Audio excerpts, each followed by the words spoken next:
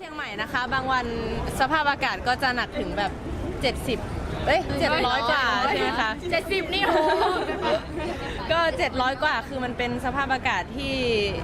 ไม่ดีอะค่ะไม่ใช่มันอันตรายมากคือมันมีช่วงหนึ่งที่หนูไม่สบายค่ะเพราะว่ามลพิษทางอากาศนี่แหละค่ะก็ฝากให้ทุกคนช่วยกันดูแลรักษาสุขภาพด้วยนะคะแล้วก็ดูแลรักษาสิ่งแวดล้อมด้วยนะคะใช่